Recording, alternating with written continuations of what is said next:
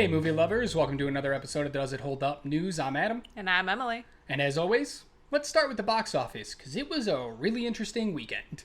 In first place was Barbie, with an impressive $162,022,044. Wow. I mean, everyone's story this weekend has been about, I'm going to go see Barbie. I will be interested to see if it can maintain it this coming weekend. Yeah. In second place, Oppenheimer, another new release, with $82,455,420. Cannot give this movie enough praise. This movie's amazing. If you're questioning if you should see Barbie or Oppenheimer, choose Oppenheimer. It's a much better film. In third place is the very interesting Sound of Freedom, with another 19.8 million, 27% drop. Its grand total right now is $124.4 million. But I'm going to put a little asterisk on that because I still don't trust these numbers. This is not the type of movie that I think a lot of people are rushing to the theater to see to be outpacing some of these huge blockbuster movies. I mean, when you knock down Mission Impossible in its second week, yeah, that's a problem. That is a massive problem. Speaking of Mission Impossible, in fourth place in its second week, Mission Impossible Dead Reckoning Part 1 with 19.3 million, a 65% drop. Its grand total is only 118.6 million right now. Crazy. In fifth, Indiana Jones Dial of Destiny with 6.6 million, a 46% drop. It's made 150 million so far domestically. Not bad. I'm expecting they probably wanted closer to about 250 by this point, because its budget was near 250 million, so this is a little bit of a disappointment for them. In sixth place, Insidious The Red Door with 6.63 million, a 49% drop, 71.1 million so far. A good horror movie still holding strong. Yeah, it's not doing too bad. This is very similar to Evil Dead Rise that came out earlier this year. I think it ended somewhere in this 70 million range, so if Insidious can get a little higher than that, that would be great. I know this had a bigger budget. That's what I was going to ask, yeah. That's where they're going to fall short. In seventh place is Elemental, still holding very strong with only a 37% drop for another 5.7 million. Its domestic total right now is 137.1 million. It keeps going, and I'm not mad at it. It's going to stay in the top 10 for, I think, another couple of weeks. I don't see much coming out right now that's going to push it all the way out of the top 10. In eighth place is Spider-Man Across the Spider-Verse with another 2.8 million, a 52% drop. But I think it's finally run its course, but it's made a ton of money. 375.3 million domestically. Pretty much everyone who wanted to see it has seen it by now. And some people are going back to see it again, but we're going to watch it drop a little more next week, and I think about 2 weeks from now, we're going to see it out of the top 10. But I'm not mad at where it ended up. In ninth place, hanging out round, still, Transformers Rise of the Beast with another 1.1 million and a 67% drop. Grand total of 155.7 million domestically so far. I think that's a win. Oh, definitely. And in 10th place, No Hard Feelings with 1 million, 67% drop. But it's made 49.2 million so far. This has been a surprise for me. I did not expect No Hard Feelings to do anywhere near that amount. I really thought Joyride would come in and steal the thunder of an R-rated comedy and kind of knock this one out, but as you can see, Joyride not in the top 10 right now. I believe it has fallen to the 13th spot. Which is kind of sad. 12 or 13, somewhere around there. All right, that's it for the box office. Let's get into some interesting news. Yeah. There isn't anything big that's come out over the last week, but there are a few little things that you might have missed. First up is there going to be a Spider-Man 4? Sam Raimi, Spider-Man 4. Well, rumors are heating up. According to Thomas Hayden Church, who played Sandman in Spider-Man 3 all the way back in 2008, he thinks it will come. He's heard a lot of rumors about this movie in talks, in negotiations. They're trying to figure out how to get it to work. He really wants it to happen, and he's going to campaign really hard to even come back just as a cameo. Just something. Because he loved working on it, and he thinks Spider-Man 4 should be made. Sam Raimi, on the other hand, has said he hasn't heard anything. He's heard the rumors, but he hasn't spoken to anybody. He hasn't worked on a story. He doesn't know what he would tell. He doesn't know what he would do. But he would be super eager to come back and work with Tobey one last time. I mean, it kind of makes sense since everyone loved seeing Tobey in Spider-Man No Way Home. Yeah. I'd be a little more shocked to see that one before seeing Amazing Spider-Man 3, but I think they could just do both. I think so too. At this point, finish both of those stories in whatever way you want to finish them in. Let the fans soak it all in. I am personally a Tobey guy. I love him. He's my favorite Spider-Man, not only because he was the first. I think he was just a great representation of the character. I need a Spider-Man 4. Like, inject that straight into my veins. I would go see it probably 17 times. Just give it to me. As we saw with Beyond the Spider-Verse, people are interested in the older Spider-Man story. Yeah. Or just different Spider-Man stories. We don't want just one Spider-Man. We can have a couple different ones happening concurrently and still enjoy it because they all have their own unique feel to them. But Sam Raimi's not sure Marvel's even interested in that. But if we all remember, Sony's contract with Marvel may or may not be up. So Tom Holland's Spider-Man might not be part of the MCU anymore, as Sony owns the rights to that one. So maybe they'll switch gears. Maybe they'll give Tom Holland back to the MCU and they'll continue with a Tobey or an Andrew Garfield. Either way, strike while the iron's hot. Give us some more Spider-Man. Yes. Next up was the San Diego Comic-Con. I know we talked about that a few weeks back. 2 weeks ago. Yep. Yeah, talking about how none of the major players were going to be there. And it actually kind of worked out in a sense because we got to see a little bit more of these smaller productions. I'm going to put that in quote, smaller productions, getting to get some of that limelight. Yeah. So one of the big stories coming out of it was actually a film coming out of India called Kalki 2898 AD. It's a sci-fi movie that got to actually have its showcase in the famous H Hall. And if you watch the trailer, it looks interesting as heck. I liken it almost to a Marvel film in the way that it looked and it felt and it sounded. I haven't seen the trailer yet.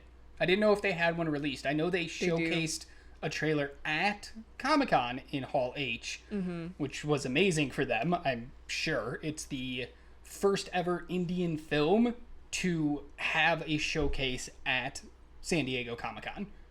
That must have been massive for the filmmakers and the cast. Oh yeah.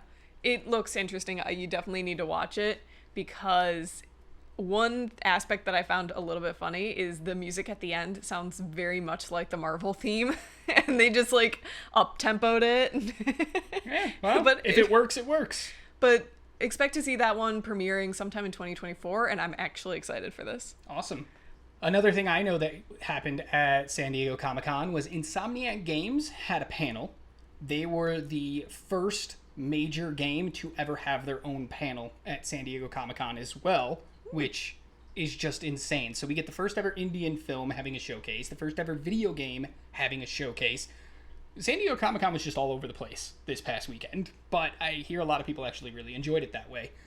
But they showcased a new trailer for Marvel's Spider-Man 2, featuring both Peter Parker and Miles Morales teaming up in a game to fight people like the Lizard and what was released in this new trailer, Kraven the Hunter. Super excited for that.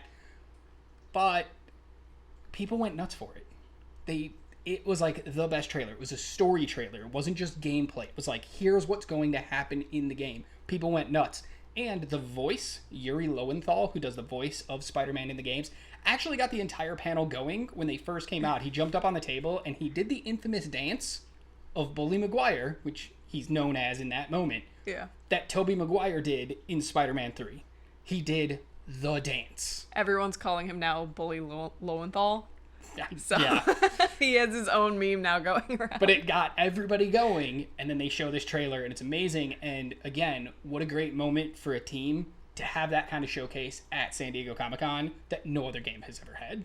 One thing that did go on a lot in Comic-Con was there was a lot of talks about the strikes. It's a huge thing looming over that industry's head, so pretty much every single panel had a moment to discuss. Yeah, I can only imagine that, none of the actors or anybody who are a part of the strikes appeared at San Diego Comic-Con. The voice actors for video games are under a completely different union, different contracts, everything. They're not the ones striking. That's why they could be there. Directors, everybody, they can all participate. No actors showed up, but I can tell you, every single panel, actors, directors, artists, everybody had something to say to show their solidarity to the strikes that are currently happening.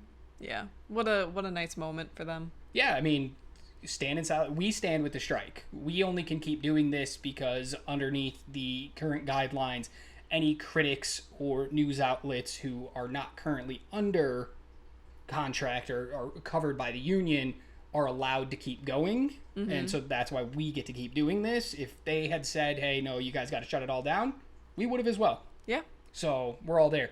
But most of the attendees at San Diego Comic-Con, as I mentioned earlier, likened it to Comic-Cons from like 20 years ago, before the big budget studios came in and started just basically dominating everything. Yeah.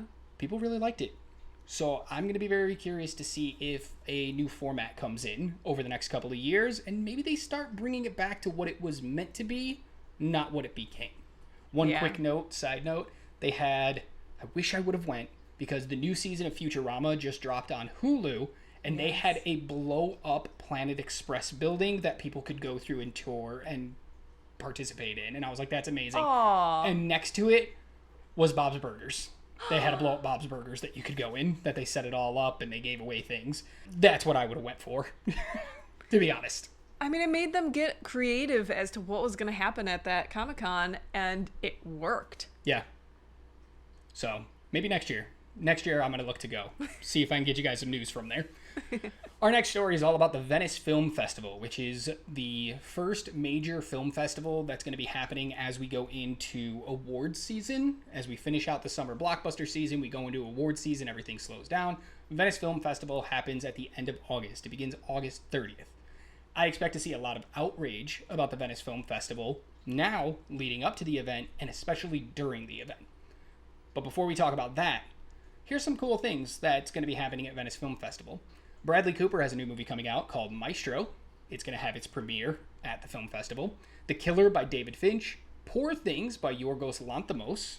I didn't even know he was making a new movie. I'm super excited for it. I can't wait to see what comes out of the festival regarding that movie.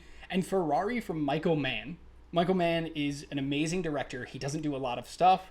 So to see him, again, making a new film, and it's going to get this big stage, I can't wait. I love the Venice Film Festival.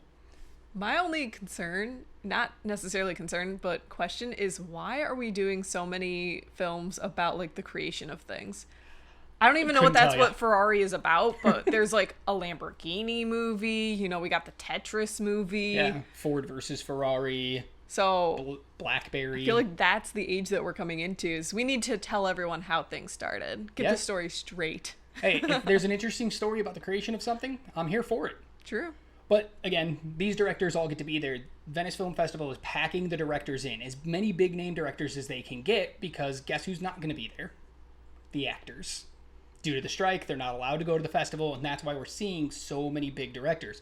It's going to be very interesting. I don't know if Bradley Cooper is allowed to be there, because he's covered under both the DGA and SAG-AFTRA. Yeah. So I'm not sure, but I think because he's going in a director capacity, he's not crossing picket lines. I would assume not, but it's just interesting. I wonder if he won't go just for solidarity. Exactly. A lot of these directors, the DGA is not currently on strike, so they're allowed to go, and that's why you're going to see a lot of them doing the Q&As and everything at the festival. But the controversies I mentioned earlier, here's directors that are going to be there that people probably do not want to see there. First up, we're going to have Roman Polanski and Woody Allen. The former, Roman Polanski, fled the U.S. in 1978 after he was charged with sexually assaulting a teenage girl. And he's never come back to the U.S., but he continues to make movies. And in 2019, he also premiered a movie there at the Venice Film Festival. The man who runs the festival is just like, I can separate the man from the artist. But guess who can't? A lot of the people who are going to be there. The press, everybody who's covering it. A lot of people don't want to see him there. Woody Allen's also been accused of sexual abuse over the years, and so he's going to be a hot topic where nobody really wants to see his movies there either. They don't want these people to have a platform. And the last one is Luc Besson, who made like The Fifth Element back in the 90s. He's a great director, but he's been accused of sexual assault as well by a former actress. Now, he's been charged and found that there was no evidence supporting this, so he's been kind of cleared of charges. But you're always guilty in the eye of the public. That is very fair. And so people are going to be really hung up on these 3 directors in particular being there. And I'm worried that that's going to overshadow the films that are going to come out of the festival. It's going to be the talk about these people being there. Honestly, I feel like people didn't learn from the Me Too movement enough, at least, to be like, okay, this person literally fled because he didn't want to deal with the consequences. But in 1978, long before anything else. Yeah, but, What I'm going to be interested to see is there's going to be camera footage coming out when these movies are shown afterwards, when they announce, like, oh, the director and everything. How many boos do you think are going to flood these rooms? I'm kind of hoping a lot, but something tells me they're going to curate their audience so that it's not as much. Very, very possible. But yeah, so don't forget the festival starts on August 30th. Just go put your notifications on Twitter now to see all the outrage coming from it, but also to get those sneak peeks at the movies that are shown there, because right after the festival is when you're going to see trailers release, you're going to get more information about these movies. That's what I'm here for. Yeah. On more somber news, unfortunately, we lost another big star of Tony Bennett. He was 96 years old, and he just passed. Yeah, last Friday. Yeah, he was an American singer, jazz musician, who has been in several TV shows and movies, sometimes cameos. Well, his music is mostly what's been in. He showed up once or twice in things, but he's most known for his music. It has shown up in everything. From If I Ruled the World showing up in Bruce Almighty to The Best Is Yet to Come showing up in the TV show Gilmore Girls. Those 2 things couldn't be more opposite. I strongly remember him from the Oscar performance with him and Lady Gaga, where they were getting so emotional over it because he had Alzheimer's. Mm-hmm. And so he's been struggling for years, and unfortunately he just passed. Yeah, so the world has lost another great artist. And as always, we finish up with what movies are coming up this weekend that are going to be worth watching, possibly. First up is Haunted Mansion, the Disney reboot. I would say it's not a remake. It's more of like a reboot of a movie based on their famous ride. This is a property that was also made in 2003, starring Eddie Murphy. I personally love that movie. I love that movie. It's a lot of so fun. This new one stars Lakeith Stanfield, who I also love, and this one goes a little bit darker. So I'm going to be very curious to see their take on it as they go a little more adult, a little more scary, rather than super comical like they did in 2003. The movie's all about a family who buys a house, finds out it's haunted, and hires people to come in to try to get rid of the ghosts. It looks fun. It does. It actually, I was always so worried about it seeing trailers for it, but the most recent trailers show more of the comedy aspects of it, and so I'm not as nervous about this now. I am most excited for Owen Wilson. Yes. I think he is picking the right roles right now, really showcasing his talents, and I can't wait to see him back on the big screen. But I am very interested to see how well it's going to do this weekend. Barbie and Oppenheimer are both expected to have really great second weekends. So where's a new movie going to fit into that?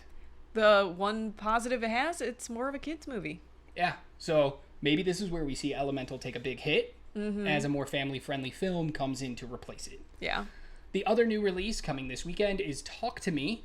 It's another summer horror, which Gotta love those. we still have one new big horror coming in a couple of weeks as well. And we've already had a couple in the summer.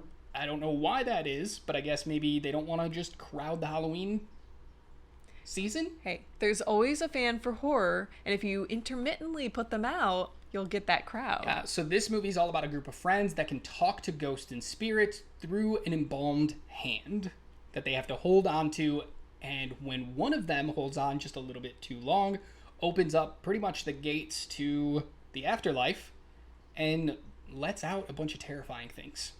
This is currently at a 96 on Rotten Tomatoes with an overall score of an 8 out of 10. That is surprising. I watched this trailer and was really skeptical about it. Yeah. It made me really think of Truth or Dare a little bit with the kind of premise. Mm-hmm. So I'm interested to see it and really enjoy it. Yeah, I'm super interested to see this movie. I normally don't worry about the ratings before a movie comes out, but this was just really high and makes me kind of excited. Yeah, it's really high for a horror. Absolutely. That's it for us here with the news this week. As always, we'll be here every Wednesday to let you know what new news is happening in the world of film and television, what was the last weekend's box office look like, and if you want to hear more from us, we do have a podcast called Does It Hold Up? You can find it anywhere podcasts are available or by clicking the link in the description of this video. And let us know in the comments below what you thought about any of these stories, what your takes are on the Barbie versus Oppenheimer. And until next week, remember that you're a legend, so be good to yourself, but more importantly, be kind to others, and keep watching movies. Bye.